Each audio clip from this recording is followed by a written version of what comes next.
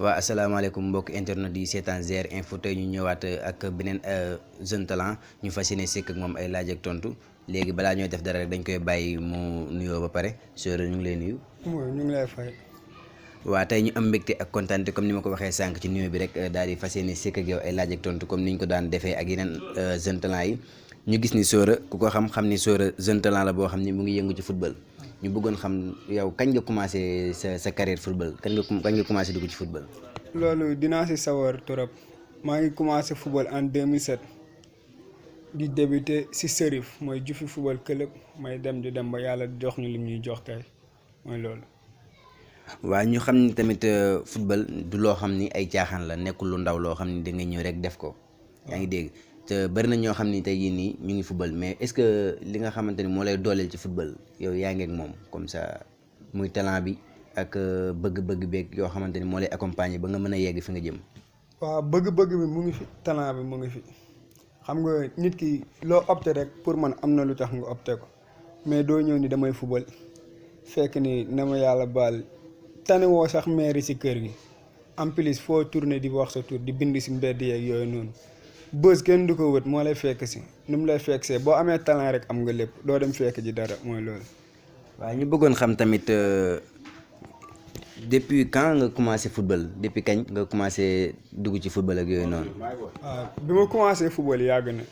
2007 maa ngi football en 2010 si laa bàyyi jàng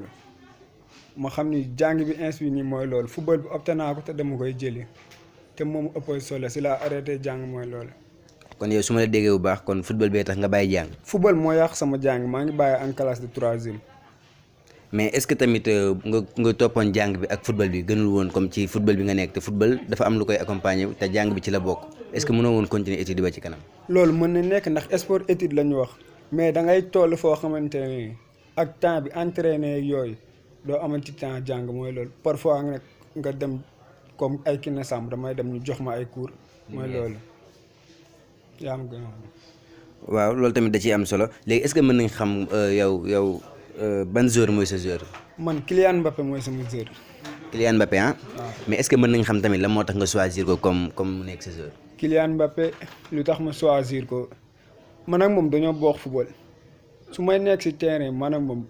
benn la day daw dafa efficace ci surface ma efficace ci surface. en plus dafa bëgg dribble man tamit noonu la amee. ah waaw loolu am na solo léegi est-ce que mën nañ xam tamit ban poste ngay jouer. attaquant laay jouer. attaquant. mais est-ce que yaa ngi def yaa ngi posé. maa ngi posé ren nawetaan rek li ma dugal ci bii kenn dugalu ko mooy loolu maa pour bii nawetaan ren. kon ça veut dire que yaay meilleur buteur bi. maa jël meilleur buteur ren waaw. waaw loolu am na solo. léegi tamit ñu lay laaj yow ban kii nga xamante ni jaar nga fi maanaam ay ASC yi nga xamante ni yow yaa ngi ciy jaar di football wala. est-ce que am nga ci ASC te jaar nga ci. am naa joué naa jant bi 3 ans ASC Manko joué naa fa benn année mais mujjul yegg mooy loolu. mais est-ce que tamit mën naa xam yow ban club mooy sa club préféré ba mu tey jii boo sañoon foofu ngay joué. nii. waaw Milan. mais la moo tax nga choisir Milan. Milan c'est que depuis ma nekk booy moom laay supporté gara Kylian Mbappé mooy sama joueur mais Milan mooy sama équipe. Milan mooy sa équipe. waaw léegi est-ce que tamit mën nañ xam comme numéro bi nga xamante ni moom ngay takk ci terrain bi. waaw numéro 7 rek mooy loolu comme Mbappé. 7 bi de ah. Mbappé 7 lay takk. moo tax nga jël 7 bi takk ko. waaw loolu tamit am na solo mais est-ce que tamit comme tey jii nii sa vie ak sa waa famille comme ni nga bàyyee jàng bi dugg ci football bi est-ce que amoo ci benn problème loo xam ni doon na la empêcher ngay dem entraînement wala pour gàllankoor la ci football daal. au début amoon naa ay problème mais ñuy dem yàlla def li muy def rek. mooy li ma la wax ñu dem ba xam ne man lii laa bëgg ñu bàyyi ko ak man ma def ko ndax tu doon bëgguma ko awma lu ma si gis lu ma bàyyi jàng ndax jàng am na ins booy toll jamono ji mu ngi ñëw technologie day avancé boo jàngul dee nii doo ko mën mais boo signé pour lépp dalay yomb mooy loolu. mais est-ce que tamit yow fu mu ne nii yow ba ngay doo commencé ci football ci école de football nga jaar wala ci ASC wala da nga tëb nii rek comme tey jii ni football neex la nga koy def. non ñëw ma rek football. sam papa football na. avant mooy simbu da doon football mais loolu après mu ñëw jaar si tànkam maa ngi débuté DFC mooy Jufi football club ma koy nuyu de passage mooy loolu lu nekk si man tey rek moom la maa ngi nekk si moom en 2007 ba 2017 yàlla xam musuma football si équipe am chaque jour su ma ñëwee daf may convoqué nag ma bokk si 18 yi suñ demee ba esat mu ni ma demal nga toog seetaan loolu daf may metti ma ni damay bàyyi su ma bàyyi bu toogee 2 jours ñëw jël sama ma dem entraînement mu naan ma max bi yaay football su ma ñëwee mu defaat ma même chose mooy loolu ba tey nii fu ma dem damay football c'est grâce à lui quoi. mais loolu yow ba mu la ko daan defee jamono yooyu noonu lan moo tax mu doon la ko def loolu noonu comme ñàkk mën a football bi la wala comme lan la lu waral loolu. mën nooykul ñaax mën a football man damaa teel a osé dama daan toog su ma ñëwee entraînement lu mu wax du ma ko def damay jàpp ni man maay numéro 10 équipe bi damay football par force léegi mujj gi da daan jël ay numéro 6 di leen football loon numéro 10 pour man ma toog si banc bi loolu moo tax moom am na benn qualité bu nekk si moom joueur doo nekk staram te man équipe bu ma nekk noonu laay mel ñëpp maa leen di diriger mais moom mooy loolu. waaw loolu tamit am na solo mais tamit duñ jeexal te am na question boo xamante ni duñ la ko laaj waaw parce que tamit boo nekkee jeune talent yaakaar naa dina am ñoo xamante ni ñooy doon sa doole comme staff ñoo xamante ni ñoo lay accompagner si lépp sa lépp ñoom lay doon mais est-ce que loolu yow am nga ko. am naa staff comme ay Anta Sey Galas Gaye Eska Adama Dieng ñun ñëpp mooy loolu surtout Adama Dieng kooku sama yàlla amul loo xamante ni dinaa ko bëgg te defu ko si journée bi billaay nekkul dara moo tax ma koy wax nekkul émission nekkul dara ba nii su ma génnoon léegi comme tey jii nii ma ne ko lii laa bëgg ngoon buy ñëw dama koy andi mooy loolu. mais kon est-ce que tamit duñ jeexal comme sànq ni ma koy waxoon parce que instant yii yow li ñu war a waxtaan ak yow dafa bëri peut-être nag dañ koy kii rek xam nga daal di koy tënk mais est-ce que yow ci carrière football am nga ci loo xamante ni nii jaar nga ci mu doon la naqari loo xam ne boo ko xalaatee rek bëgg a bàyyi football. loolu am na lu ma gën a metti sama carrière football muy nekk en 2011 ñu dem final. quart de finale maa dugal 2 bi demi finale ma ñëw dugal 2 bi finale ma ñëw ñu rouge ma ñu gagné sama équipe 1-0 loolu moom mu gën a métti sama carrière football. da nga jàpp ni yow boo joué woon du demee noonu. non du demee noonu te problème de arbitre lañ ma rougé maa nekkoon capitaine équipe bi am naa droit kaas ma capitaine yow yaa moom équipe bi yëpp yow kese yaay wax mu ni ma nii booy da ngaa bëri wax da ngaa bëri li ngay daanu ma ne ko lu ma neex laay def football la. mu génnee carton rouge kenn xamul lu ma génnee 10 minutes yi di ma génnee ñu ñëw si première mi-temps bi ñu dugal ñu ma jàpp ni maa yàq maxi bi loolu moom mu gën a métti sama carrière football.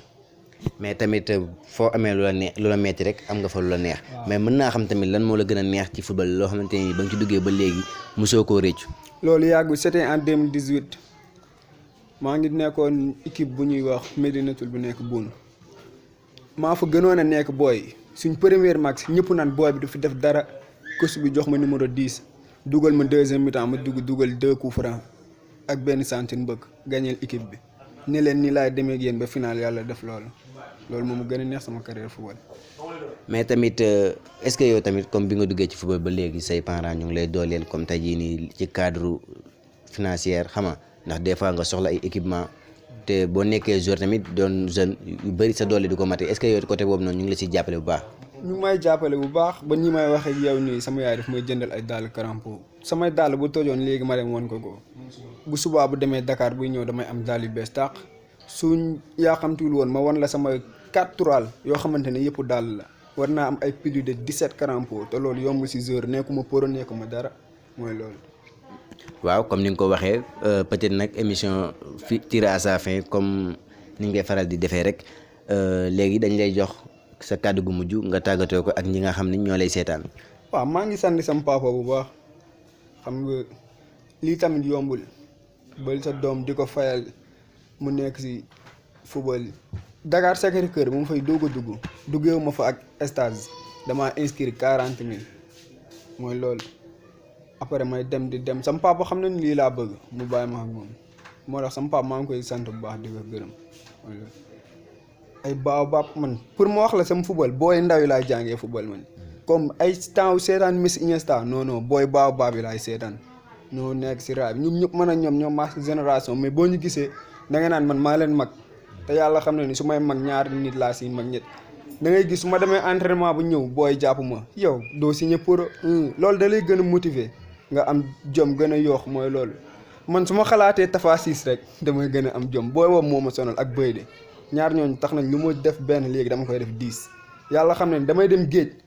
su ma demee 8h am na ñoo xamante ne dañ ma fay fekk bu ñuy dem dañ ma fay bàyyi su ma bëggee ñibbi sama xel su demee si booy baobab bi rek parrainage damay gën a yokk ndax ñoom mooy loolu. ay jeunes talent sax bu ñu amee max sélection dañ may woo surtout Doudou mooy seen capitaine bi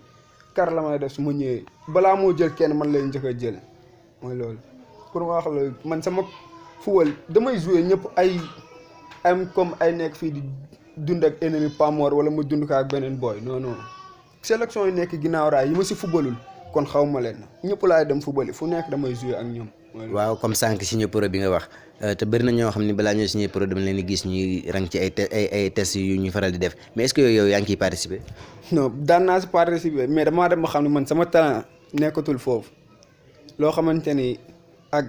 léegi am nii rek mais bu jàllee bëgg nañ génn Sénégal dem jëliwaat li ñu moom dañuy demaat sax laay wax buñ demaatee nag dañ koy jëli mooy loolu. waaw mu doon lu am solo ñu ñaan yàlla suñu borom mottali li nga xamante ni mooy seen bébét ci football bi nga xamante ni yaa ngi ci nekk di ci yëngu mais tamit dañ lay bàyyi rek comme ni nga ko waxee woon la fois passée nga gërëm ñi nga xamante ni ñooy say coach ñi la tàggat ci football ba nga toll fi nga toll. ah maa ngi gërëm Moussa Ndiaye avant tout ndax ma wax la man sama football dafa daal Moussa Ndiaye laa doon sol sama benn mag boobu mu ngi sol 42 man maa ngi sol ay 39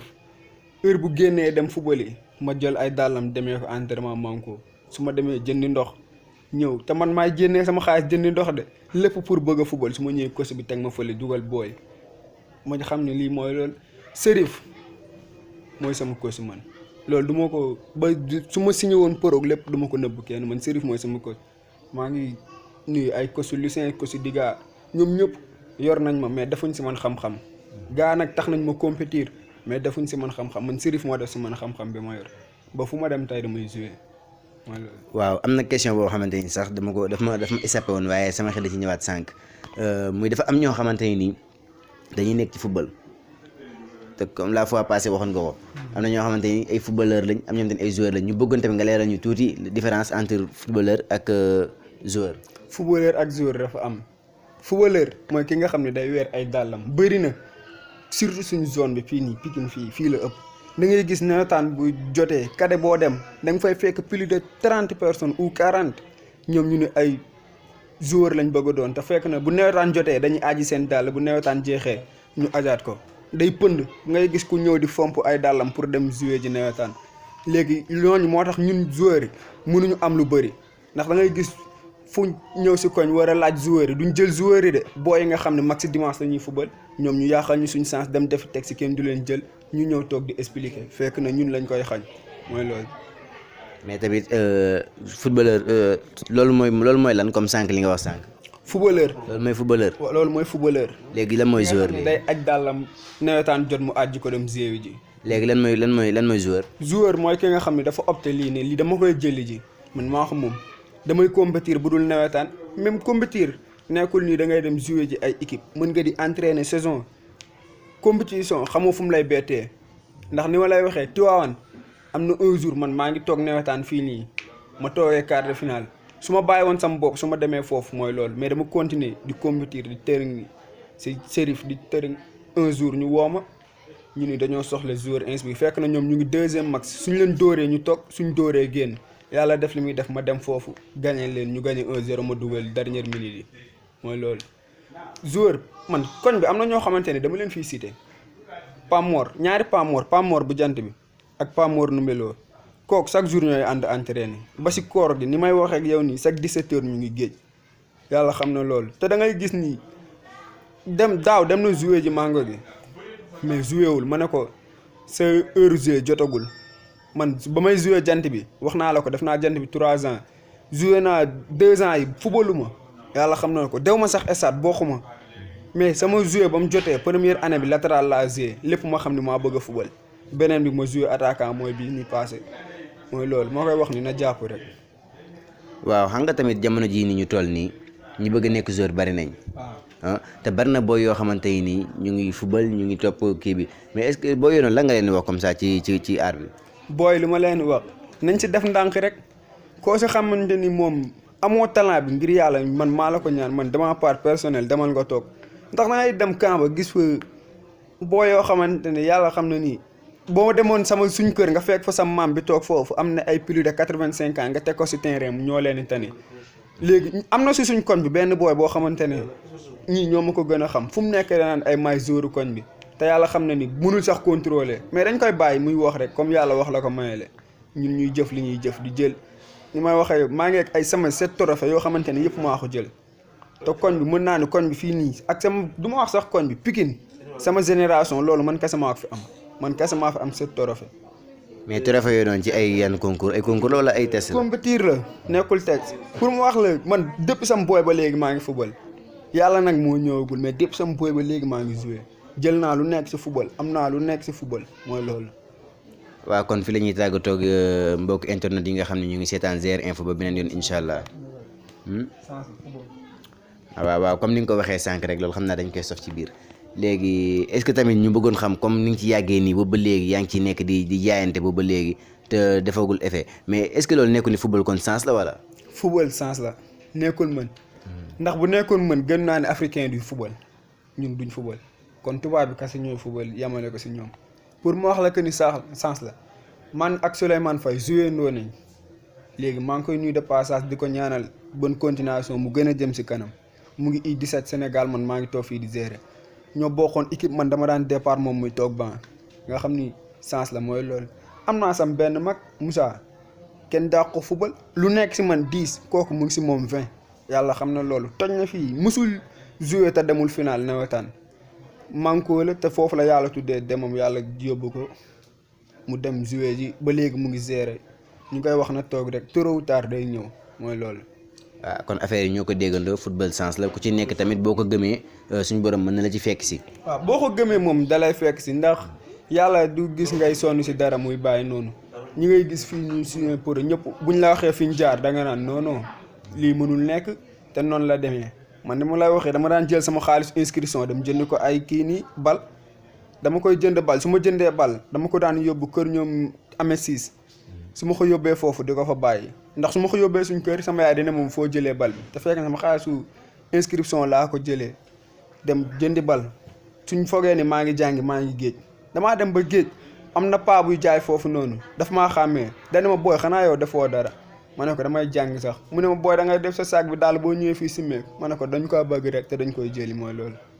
waaw kon affaire yi moom gëm-gëm kese la. te gis nañu yow ni nga ko waxee nii ku yàgg a galère nga ci football te yàgg nga cee ñafe. loolu la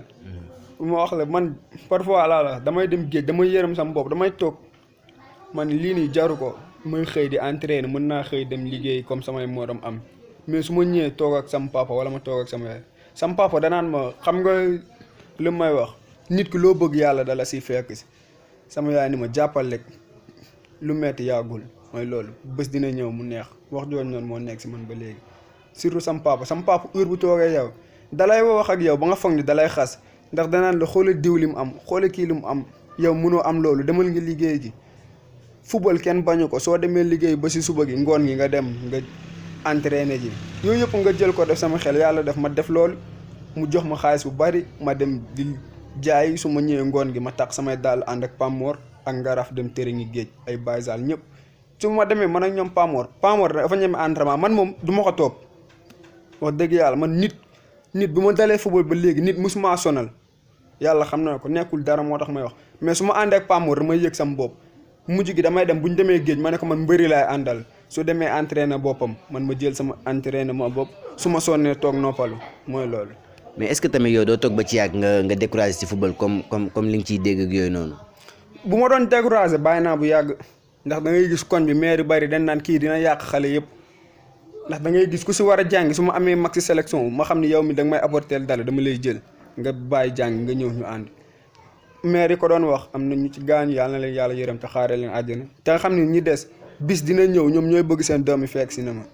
te boobaa dama leen di téere xam ne man maa leen njaboote depuis booy ba léegi mooy loolu. waaw kon loolu tamit mu doon yëf responsable boo xamante ni yaa ngi koy doxal te football tamit doon loo xamante ni jamono ji mën naa ne ku mu fi ëppul xaalis ëppoo ko xaalis waaw kon nag dañ lay ñaanal rek ci li nga nekk yàlla suñu. waaw léegi mais tamit balaa ñoo tàggatoo il faut ñu dem seetaan quelques témoignages yoo xam ne jot nañ ko def ci yow. waaw salaamaaleykum mbokki internet yi seetaan GR Info waaw comme ni ñu ko defoon sànq rek ñu ñëw ko ñoom Soore fas yéene fee def ay témoin soxna si ñu ngi leen nuyu.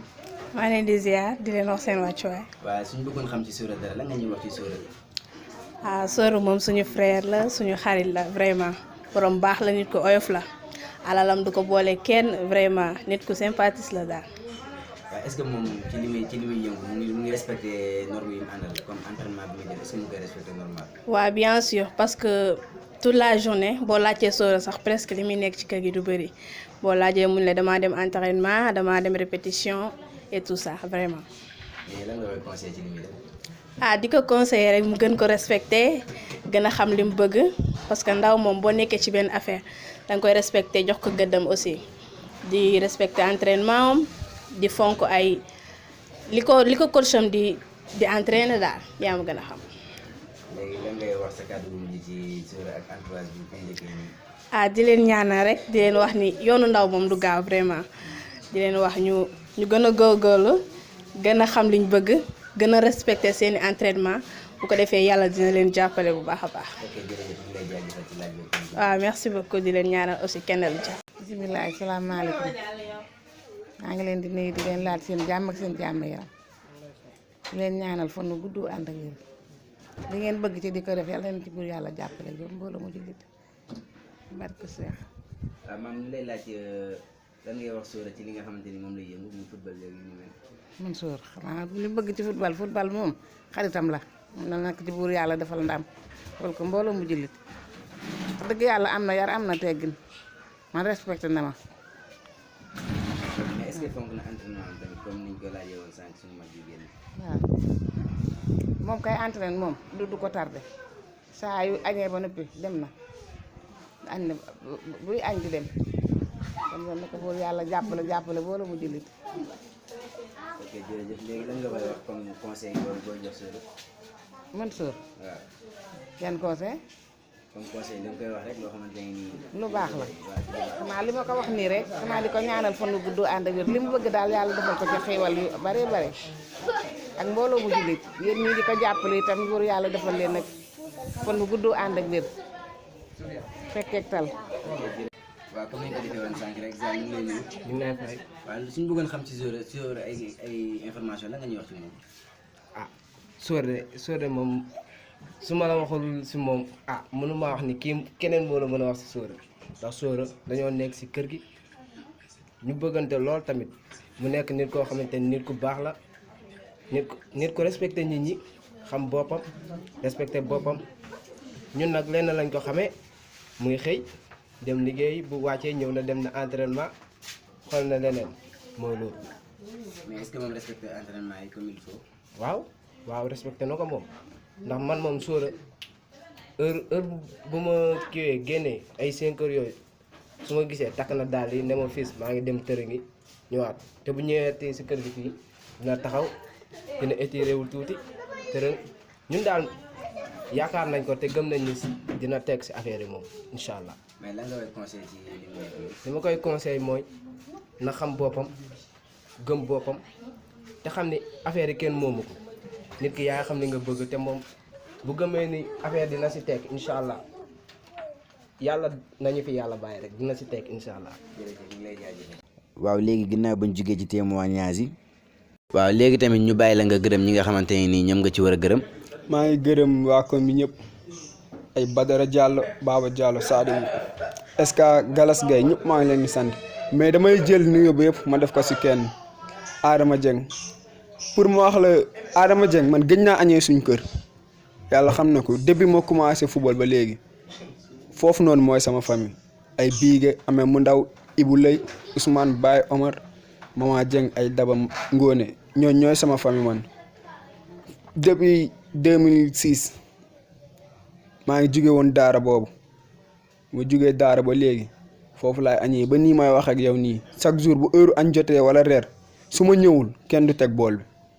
day woote dem leen woo Sora su ma nekkee fenn nag ma ne ko damaa génn parfois damay bañ a mën a lekk sax mu ni ma kaay sinon kenn du teg bool bi sama carrière football def na si lu bëri ante sey surtout Eska ak Galas Gueye Eska mënoon na ni man homme de tenue laa booy bi sama yoon nekku si moo may jox ndékki ba nii may wax ak yow chaque jour damay yónnee booy ñu dem jëli sama ndékki mu jox ma ko Galas Gueye lu ma soxla su ma demee day génnee jox ma Anta Sey tamit noonu ñoom ñëpp maa ngi leen di sant di leen gërëm koñ bi ñëpp bàyyi ma kenn koo tuddul nag mu mer ñëpp daal mooy loolu. waaw loolu am na solo kon yow bu ñu la gisee daal bu ñu déggee li nga wax nitu nit ñi nga daal. waaw man nitu nit ñi laa ay Asek ñëpp Zal Souleymane Béy di booy ndaw yeeg man booy ndaw yi ñoo ma gën a bëgg ka mag yi man loolu laay wax damay ñëw fekk leen ñuy def dara si raay bi ma ñëw tas ko wala guddi jot pour ma wax la man ba léegi damay foo ak booy su guddi jotee damay dem taxaw si raay bi si ginnaaw jël samay xeer sànni booy daw ma jéegi ne leen man ngeen di daw affaire yooyu noonu ñu toogaat ñëw bégee ñu toog naan ataaya ba 1 heure te noonu laa koy dundee su ma neree signé poro di fàtte booy ma àndee ay ki ñu ma njëkk a defal télé kon yàlla na ma yàlla rey jour boobu wala yàlla naa paralysé man nii may dundee nii gis nañ fi ñoo xamante ne dañuy nekk poro da ngay changé mais man ni may dundee noonu laa bëgg a dundee booy may àndal ñoom laay àndal ba keroog yàlla di def li gën di ñu jël mooy loolu. waaw comme ni nga ko waxee rek comme li wolof Njaay di wax naan ay lu ne ci biteel mooy xeeñ ci saañ ba kon li nga ko dégg ni ngay waxee nag xam ni xol ngay waxee li ngay wax sa xol nga ko tibbee kon mbir mi daal yéene la rek. yéene la li ci des moom suñu borom moo koy yeggal. moo koy yeggal su ma continuer nii mën nañ yaax émission mooy loolu boo yëpp maa ngi leen di sant ay Abdou Messi Ahmed foog nga may ma lim booy moom Baobab ay Zal Ahmed mu ndaw Ibu ki ma lay wax Ahmed mu ndaw kooku moom sama laxal la moom booy boobu bu nii may wax ak yow su may génn ni fenn aw ma dàll damay dem jëli dàllam kooku moom dama kaa sonal ay Tafasis Ahmed daam neexal boo yëpp mooy loolu yaa ma gën a ay saatu waa Xaadim sama capitaine la mais daa mën a mandé sang max mu dugal ko am naka sang max mu dugal ko am ay Axma Souleymane Mbacke ñëpp maa ngi leen di nuyu bàyyi ma kenn ay tonton Mass gis nga ñëw nañ mu jox ma salam jox ma lépp ak jabaram soxna ñu ngi koy nuyu mooy loolu ñu ngi nuyu ñëpp bàyyiwuñ kenn. ok jërëjëf.